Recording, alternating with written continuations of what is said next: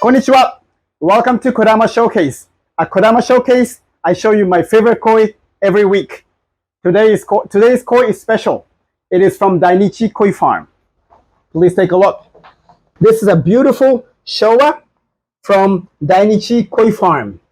2 years old, female, 43 centimeters, which is about 17, 18 inches. Beautiful one, a lot of potentials.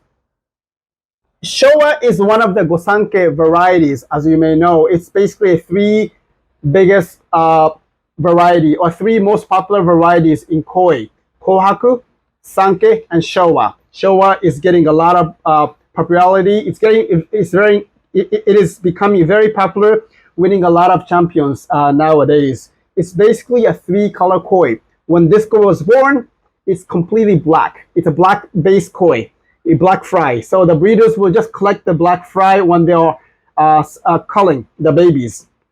And then from the black body, it will start showing the white skin. It will start showing the red pattern. And eventually, it will form a nice three-color koi. So that's what the Showa is. And if you do not have Showa, good Showa, you gotta have one.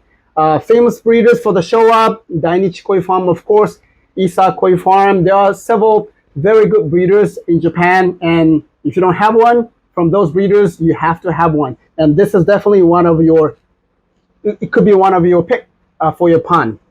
So that's what Showa is.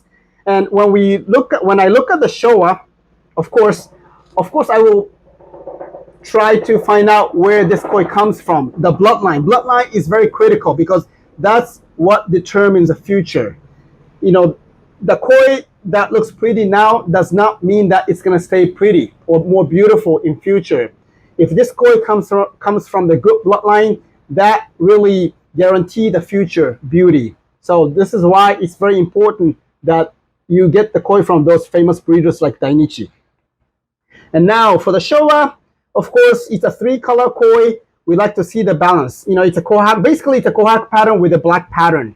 So if you look at this koi as a kohaku, you know, most of the people may not really like it because it has a lot of nice, big heat pattern on the first half, and then there is nothing over here, and then only one heat plate on the tail.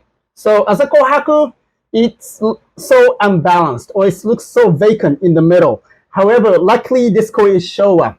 This koi is creating such a unique and beautiful pattern.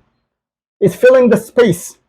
It's using this body to create such a black art, calligraphic art over here.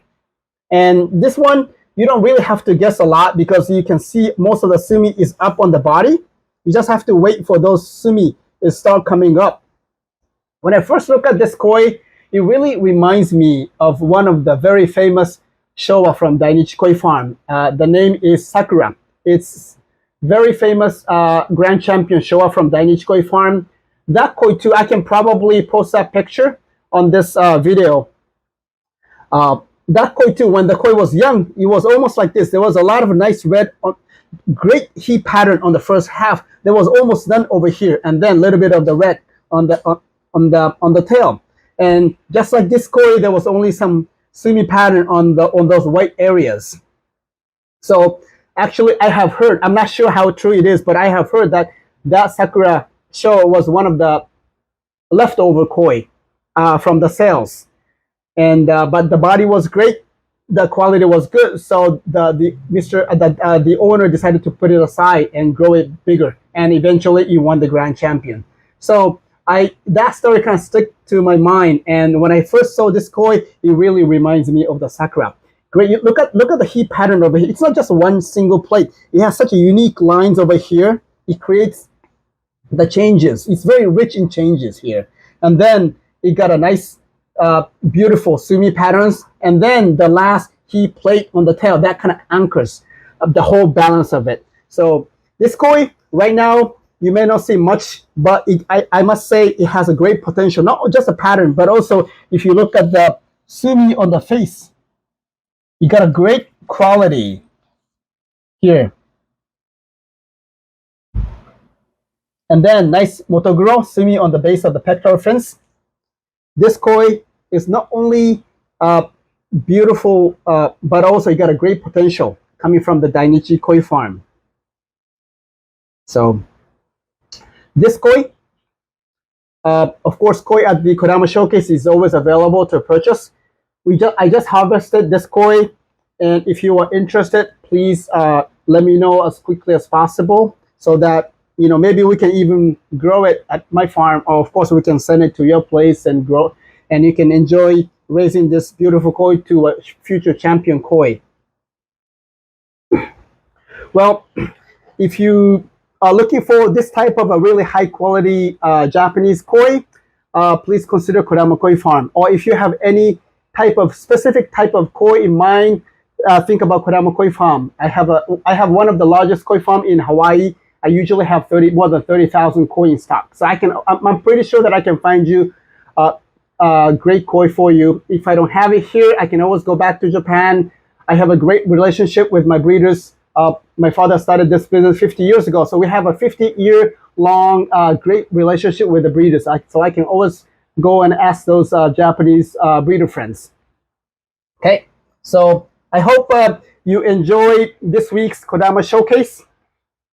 If you like this video, please like this video. If you love this video, please share this video with your friends. That would be a great support to Kodama Koi Farm, and that will be a motivation for me to continue this Kodama Showcase. Okay, so thank you very much for watching. Next week, I'll be back with another beautiful koi. Until then, stay happy with your koi. Thank you. Bye-bye.